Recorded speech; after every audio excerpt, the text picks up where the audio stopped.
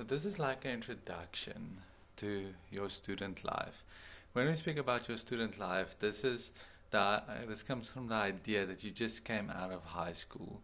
So with the idea of coming out of high school, you should be used to some certain standards and how things work, a protective environment where it's pretty much told what's expected of you and what you should do, when you should do it, and all of these things. Where in higher education, there's a big shift in the way things happen. So, for me, the most important thing in higher education is that all of a sudden the student have a lot more power in their own studying. Where in high school, the teacher tells you, sit now, study now, you have to do it now. And in higher education, it's just different. You have to decide now if you're going to study now or not. Are you going to class or not? So there's a lot more emphasis on you managing your own life. And that could be somewhat overwhelming for some students. So this talk that we're going to have is just like an introduction to your student life. So by talking about higher education, we need to understand what is my own expectation of student life. What is it about? What do I want out of this? So this is something that you'll have to ask yourself as well, and we'll discuss this as well in the future. And then academic standard. So in high school, there's a good chance that the academic standard was if you get like 35% or 40%, you pass. But in higher education, the standard is raised to 50%. And you will have to get 50% for all your subjects, all your modules, otherwise you fail. And that is a big, I know it's only 10 or 15%, but that's a big difference in academic standards. So you will have to up your game in this new environment. And then there's a new level of independency as well. You will have to start making your own decisions of what you want to eat, when you want it to eat, especially if you live in res or private accommodation. When are you going to do these things? So there isn't necessarily someone that's going to make your food unless you have a roommate that likes doing that. So there's a lot more independence that's coming your way. And then there's also different teaching styles. So the lecturer that's standing in front of you, I'm not just talking about me, the lecturer that's standing there is a specialist in their own area of expertise, meaning that they don't necessarily have a teaching degree. So if we are making this paradigm shift from high school to higher education, and where you have more control over your own studies, and if I'm saying that the lecturer is a specialist in their own area of expertise but don't necessarily have a teaching degree, it means that there's like these two mountains, you standing on one side and the lecturer on the other side, and they are telling you, explaining concepts to you, but someone needs to build a bridge to get here, and that's where the emphasis is on you. You have to bridge this gap between you two. And that is why I also said that asking questions is such an important part in the higher education. What is the things that you need? What is the puzzle pieces that you need so that you can understand these concepts better? So don't be afraid, just ask questions. And the thing about asking questions is it's a skill. It's something that we need to develop. It doesn't just come naturally. Anyone can ask a question, but asking a question, if you know what I mean, that is a skill. So I encourage you to ask questions in class. It is a skill that we need to develop. Okay, and then the playing field is so much bigger. In high school, you are competing against 1,000 other students, but in higher education, there's probably over 40,000 other students on campus. So it's big. It's big. You're competing against 40,000 other students. And that's not even talking about other universities as well, other institutions of higher education. The playing field is just huge. And then the amount of students and the diversity, there's a lot of differences and on campus when we speak about religion, culture, ethnicity groups, and just ethics. There's so much diversity, and diversity is something that can empower us if we embrace it. So don't be scared of diversity. It's something that can actually help you, assist you. So don't be scared of that. And then there's some challenges that's ahead of you. One of it is the way you think, your mindsets. So that's something we'll be discussing. Also, studying methods. There's a lot of academic habits that's actually not going to help you. It's actually going to counter help you while you're in higher education. So we'll have to talk about how to study. And then time management. We're bad at managing time. And that is because we don't understand the concept fully in the correct way. So we'll have to discuss time management as well. And, of course, stress management. What is that about? So all of us, we have stressed before, we've experienced anxiety. How should we manage that differently? So when we speak about your student life, it's necessary for us to discuss what is higher education? What adjustments do you have to make? What success can you expect? And also what qualities do you need to adapt so that you can achieve this success that you are so hungry for? So when we speak about the transition to student life, there's some challenges that's ahead of you. But before we get into the challenges, it's necessary for us to familiarize ourselves with campus. There's a lot of resources that's there to help you, like the Writing Center, like the iGym, like the La Peng building. There's so much resources. So take your time, go around campus, just go into buildings, ask people, what do you do here, so that you can get to see what resources is available to you. While you're on campus, these resources are mostly free as well, so use it. And then allow yourself some time to find your feet. So just relax a little bit and just see, but how does this work and that work? And if you make mistakes along the way, it's okay. It's okay. The personnel are used to seeing new students and students wandering around, so it's okay. And then also we need to adapt to a new frame of mind, a new mindset, and that's something we'll discuss more in the future. Some of the benefits of higher education is you can secure a successful career, you can optimize your potential, and we can also increase our self-esteem. That's something that we'll have to talk more about in Chapter 3. And then also your life satisfaction. If you've put 100% of your potential into this life, the chances of you getting to the end of your life and experiencing a higher level of life satisfaction, it's true. And then personal development.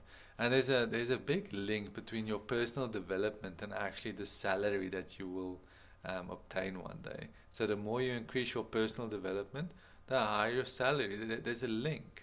And then also earning a competitive salary. I would like to ask you, in your field, what you are studying, you specifically now, what is a competitive salary?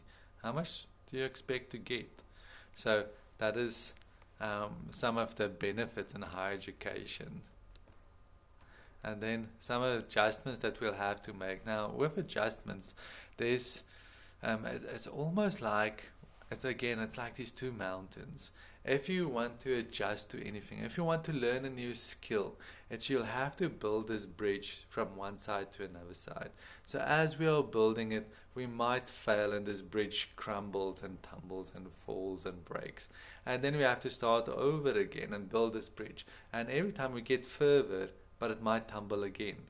And then we build the bridge again, until we get there. And when we arrive on the other side of this mountain, that is when we have acquired this new skill. That's when we've made this adjustment. And even knowing I just spent 20 seconds on this idea of adjustment, this is a big thing and it's difficult and people struggle with it. So if you do struggle, and this becomes difficult for you, please ask for help. We can discuss this more. We can find some ways to help you as well. Okay. Some of the hindrances that's causing people to struggle with adjustment also comes back to this question of who am I? So in higher education, that is challenged a lot, and it's also expanded a lot, trying to find out, but who are you really? Okay, and then dealing with the diversity, especially if you have a roommate that's noisy or neighbors that's noisy, how are you going to deal with that diversity? And relationship problems, that's another hindrance. So some of you might start dating, some of you might break up in higher education, and all of this relationships that's happening, even with your friends, roommates, all of these, there's a lot more relationships that you'll be exposed to. And like I said before, stress and anxiety, that's going to be a hindrance in your higher education career. And there's a chance that you might even develop depression, not deep depression, chronic depression, but there's a chance that depression might be something that you're going to be struggling with during your higher education. So the rule with depression is the sooner you find this out, the sooner you do something about it, the better it is. And then developing integrity and purpose as well. Now, purpose is something in higher education, since the paradigm shift happens and the power is in your hands, you need to ask what's your purpose in this. So you're going to have a lot of subjects, and these subjects you might oftentimes not see the purpose in, but you will have to find the purpose. So it's easy to come to class and say, but I don't like this, I don't want this, this is not nice for me. But if you can find purpose in each one of your subjects, it's going to elevate your learning experience while you're in higher education. And then we need to see with depression, there's some symptoms, behavioral symptoms like passivity, irritability, social withdrawal, making it difficult, struggling to make decisions, it's difficult for your concentration, it's difficult, lack of motivation. We'll talk about what motivation is and the recipe for motivation in the future. The emotions of sadness, worthlessness, helplessness, hopelessness, these emotions, if you experience it, it might be a telltale that you're struggling with depression and that you will have to seek help. So either come to me or my colleague, or you can also go to the Lapeng building and just tell them, can you talk to someone? Okay. And then something big that's happened is every time that we lose something, we go through the phases of disbelief, that I can't believe this happened to me. So you can see that as the first phase. The second phase, I believe, is bargaining. We try to get that back and we say, but what if, and if I do this and so and so. And usually the answer is no to the bargaining. Then we develop anger.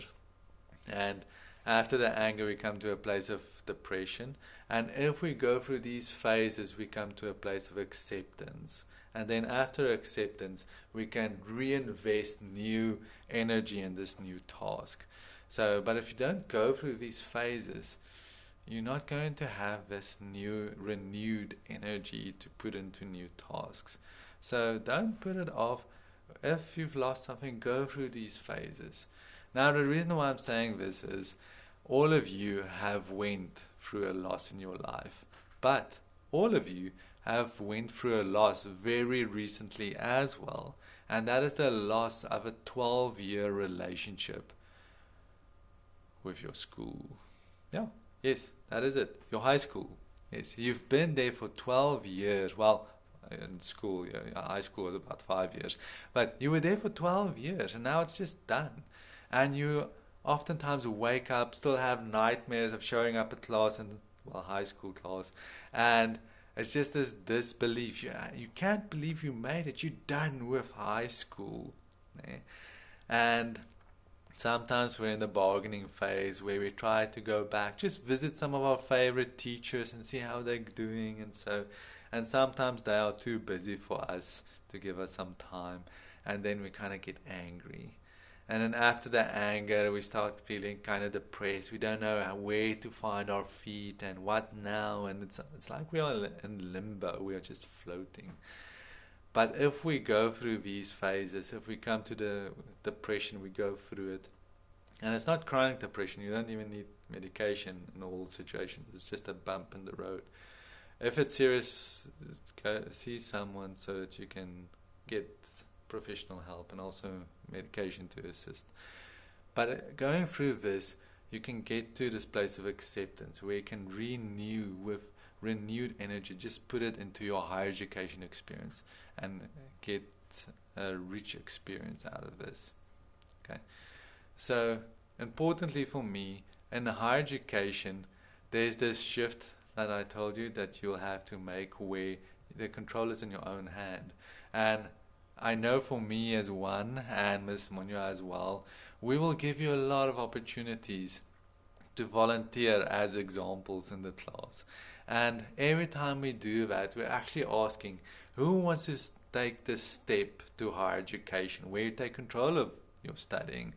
And even knowing everyone is joining into this experience, you that are volunteering, you have become the experience, and the environment is just so conducive for you to walk out there with a much richer experience. So if we ask for a volunteer, just jump at the opportunity. If you download the digital handbook, Chapter 1, if you go to the last page, I think it's the last page, you will see there's success qualities. This is the qualities that we would like to instill upon you. And this is also in our education. You need to instill it. You need to accept it. You need to make it your own. And these success qualities, if you have them, success will find you. You don't have to go and find success. Success will find you. And this is something that I think most of us want. So that is just a brief introduction into your student life. Okay. Have a lovely day. Thank you for tuning into this video.